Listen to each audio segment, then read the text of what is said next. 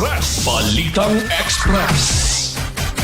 Pangulong Marcos nasa South Korea na para sa APEC Summit. Kahapon, nakipagkita siya sa Filipino community sa Busan.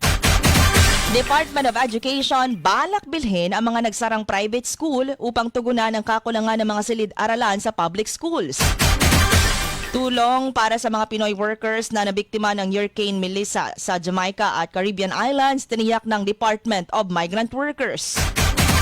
Department of Labor nagpaalala sa mga manggagawa sa pribadong sektor na ngayong araw, October 31, ay ipapatupad ang No Work, No Pay policy. At DSWD nanawagan sa publiko na tumulong sa pakikipaglaban laban sa child abuse, human trafficking at illegal recruiters. Bilang ng human trafficking sa bansa, tumaas ayon sa ahensya.